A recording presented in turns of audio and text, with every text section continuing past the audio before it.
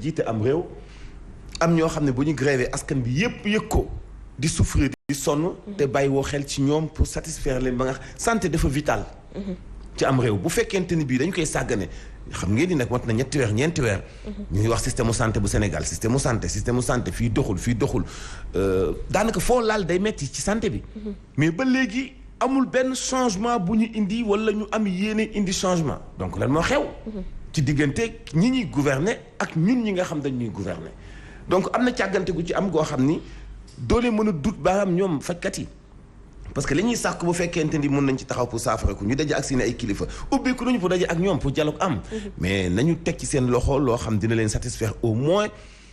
xam nga ni ko doon fay lëf daaw jéeg maintenir loola ba léegi bu la nee mënatuma ko parce que sonn na parce que ñoom ñi jiite xam nañ ni la woon daaw jéeg du ren dund gu metti gi fi la leen fekk donc nañ jéem a satisfaire jàmbatu liggéeykat yi ba nga xam ne bu ñu demee faji du ñu nekkee xol bu bon du ñu nekkee xol bu tàng du ñu nekkee ak ñàkk ak jaaxle ak stress ba nga xam ne daañu mën a taxaw patients yi patients yi nag mooy solo si nga xam ne ci les gouvernements war a bàyyi xel muy dañoo joxagul gëdd malade bi Sénégal et loolu moo ñu gën a delloo gannaaw tey ci doxalin yu bëri parce que santé nag mooy tax lépp dox quand même. mu ngoog Mansour ñu àddu nag jëmale ko ci leneen ñeel génn président Macky Sall mi doon àddu ci recasement wu ay impacté ci phase bu njëkk bu TER bi li ni mel nag dalalul xew askan ba yeewoo ca Sébikotane ci ñaareelu phase bi ñoom ñi le dañuy weddi sax barème bi nga xamante ne moom la APIX appliqué ñuy xam ne ni baaxul dara bu ñu ko méngalee ak bi ñu appliqué bu waa Thiaroye waa Rufisque ak Bargny collectif bi gën kaa néew am na lu tolloog juróom-ñaari téeméeri doomu aadama ñoom ñi leen la ñu xamle ba tey moo di APIX daf leen bëgg a gën a ndóolal ñoom du ca kenn ci ñoom di Daouda Diouf. bala ñoo fay terrain yi day fay bati yi ba pare léegi ce qui veut dire que bu xasee fay bati yi day commencé daaneel kër yi borom terrain yi taxaw di xool te ñu terrain yi am terrain yu valable la maire bi moo ñu ko jox ak ay acte administratif te vraiment li ñuy jëndee suñu terrain dañuy bëgg ñu indemniser ñu jox ñu au moins loo xam ne terrain yi moom la ñu ko jëndee woon mais ab si mu doxalee nii fas yéene woon ñu jox ñun li ñu jëndee suñu terrain yi te ñun li ci metti surtout mooy li APIX bëgg a fayee suñu bati yi ñu di jox du kenn ku ci kontaan nag APIX yi nee naa la plus de 700 impactés du kenn ku ci kontaan APIX mi ngi def liggéeyu parax pour ñu libérer emprise bi te pour libérer emprise bi ñun duñu accepter li ñu APIX bëgg a teg li ñu bëgg a teg mooy fay ni mu ko neexee ñu dégager foofu mu def lu muy def ñu topp ci ndaw suñu terrain ñun li dal waa Thiaroye waa ci affaire u terrain yi ndaw ba tey ñun loolu lañ bëgg mu dal ñu wax ci ordre de passage maanaam kan moo jiitu ku ci topp ba ku ci mujj ci parti coalition yi parti politique yeeg yeneen entité yi ñeel dépôt demande de candidature yi ci élection législative yi ñu war a amal ci weerub juillet coalition gëm sa bopp mu ngi ci ñaareelu position Yewwi Askan Wi juróom-ñaareelu position Benno Bokk Yaakaar ñaar fukk ak ñaareelu position ci liste boo xamante ne am na lu tolloog ñaar fukk ak juróom ordre final passage bu dépôt dossier déclaration candidature yi moom mooy xamle ordre contrôle parrainage yi ak disposition yu bulletin yi ci bureau de vote yi ñu ond ci ay leeral ak non ko bagayu ko tirage au sort ngir xam kan mooy njëkk a déposé dossier de déclaration de candidature am ñeel élection législative yu ñu jàpp fanweeri fan ak benn ci weeru juillet ak naka la ñuy toppante amal nañu ko niki tey ci suba coalition gëm sa bopp di 2e Yewwi Askan Wi di 7e. avec le président Macky Sall dof dëgg mooy toog naan sa xel dal ki nga xam ni dafa toog jàkkaarloog askan bi yëpp ni pare naa ci njuuj njaaj mooy mi ngi woon ci njuuj njaaj nous restons vigilants déterminés. tirage au sort bi leen nag ñu ngi ko amal ginnaaw déggoo bu am ci diggante way politique yi mandataire bu coalition ànd nawle di ko rafetlu. tey ci suba jot nañ déposé suñu parrainage laataak loolu suñu caution jotoon nañ ko déposé mooy 15 millions yi samedi lañ ñu convoqué pour ñu déposer suñu liste de candidature. coalition Benno Bokk Yaakaar moom mooy ñaar fukk ak ñaareel bi war a jàll ci ñaar fukk ak juróom yi. c'est pas forcément cadeau pour ñun. balaa ñoo jàll ñu bëri dinañ jàll.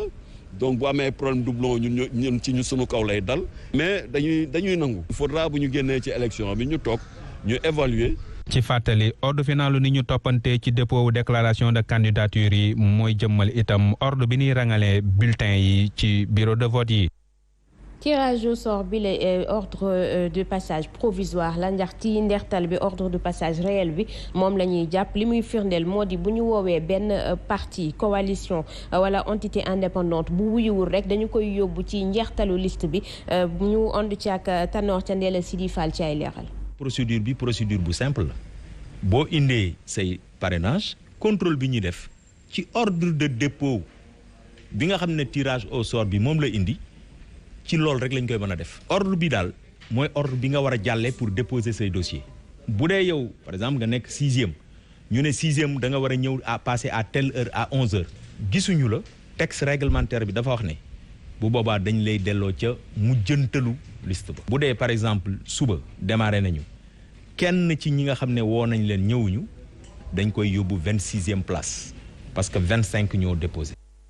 société civile bi ñu tànn ngir ñu def tirage au sort boobu la ñoom ñu ngi koy rafetlu bu baax a baax Moundiaye Cissé di fàttali liste yi nga xamante ne ginnaaw tirage au sort bi la ñuy ñëw ni ñoom ñooy mujj déposé Moundiaye Cissé bu ONG 3D ñu déglu ko.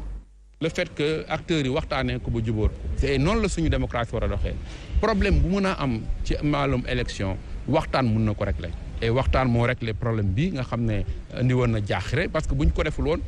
mun na am ñoo xam ne tey sax nañu ñëw commencé ñoo fi jiit ñeneen la démb lañ fi ñëw mu am coow mu am pàccaxoo et léegi loolu xam nga déjà épargné woon nañu si. maintenant donc problème mu tirage bi problème mu dépôt bi réglé na mun na bu amee yeneen problème yi si am aussi mun na bañ a ñàkk. mën nañ ko toujours waxtaanee. li am solo mooy ñu dem ci élection ci jàmm. te jàmm ji pour mu am mooy toujours mbiri di leer di transparent comme ni mu amee tey. mu ngoog li ñu bàyyi société civile def ko Serigne Saliou ndax mën nañ gis ni bëgg nañ transparence am ci mbir yi. waaw loolu moom lu ñuy rafetlu la parce que xam nga en matière électorale toujours da ngay def li nga xamante ne moo dal xel ñi nga xamante ne ñooy acteurs yi buñ ci impliqué maintenant société civile ñoom ñu ñëw jàpp ci tirage bi. loolu dafay gën a renforcer li nga xam ne moom la ñuy wax transparence bi li tax sax cende la man ma koy gën a féliciter mooy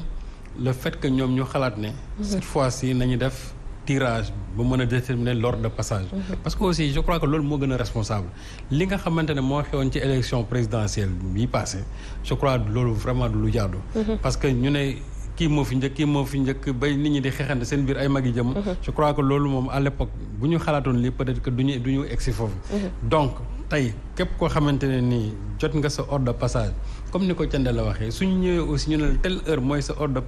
de passage soo ñëwul ñu jël la aussi placé à la fin je crois que loolu moom acteurs yëpp xam nañ ko te aussi vraiment loolu moo gën a dalal xel nit ñi le fait que aussi waa société civile bi vraiment impliqué wu ci wane ne au moins il y a un début de transparence ci li nga xam moom la ñuy def même su fekkee ne ñenn ñi am nañu ay doute aussi mais ci li ñu gisagul daal mën nañ jàpp ne vraiment il y a une transparence dans le déroulement des opérations pour l'instant. Serigne Saliou ñu wax nag ci diggante nguur gi ak collectivité territoriale yi moo di relation boo xamante ne confiance moom moo ko war a lal ndax dañu war a liggéey ñoom ñaar ñëpp jàppante bu ko defee askan wi mën cee gis seen bopp loolee la Amadou Sène Niang di ab expert ci wàllu décentralisation di xamle muy fàttali ni mairie démembrement bu nguur gi la donte sax bras de fer mën na am ci seen diggante ñoom ñaar waaye bu boobaa cour suprême moom mooy àtte Amadou Sène Niang ñu déglu ko. diggante boo xamante ni jàppalante la ak mottalante nga xamante ni lépp dañ ko war a def si intérêt askan wi si intérêt citoyen bi ndax bu ñu fàttali ni citoyen boobu moo fal maire moo fal président te ñoom ñaar ñëpp dañ ko war a liggéeyal donc dañu war a jàppalante dañu war a mottalante dañu war a weccoo ay xalaat dañu war a ànd booloo liggéey pour askan wi loolu leen leen sant donc bu ñu fàtte mukk ni maire agent état la wante dafa am benn principe bu ñu def si constitution Sénégal muy libre administration des collectivités maanaam gox-goxaan yi dañu féexal seeni loxo ba nga xamante ni kenn tënkatu leen si lu wante loolu tekkiwul indépendance du ñàkk si liggéey bi nga xamante ni moom lañ jox maire wala préfet si gox bi muy am léeg-léeg ay jaxasoo wala ay réeru bu boobaa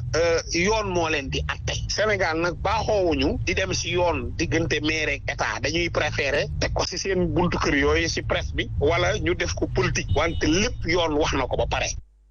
ci wàllu wi sax maire bu Ndakaaru moom tontu na président Macky Sall Barthélémy Dias jàkkaarloo woon ak taskatu xibaar yi la mu xamle mooy du dellu ginnaaw benn yoon donte sax président Macky Sall nee na mu ngi koy menacé muy xamle ni mission bi mu am ci fexe ba Ndakaaru doon ville yi gën a yànj waaye itam yi gën a neex a dund kenn du tax ba mu dellu ci ginnaaw moosu.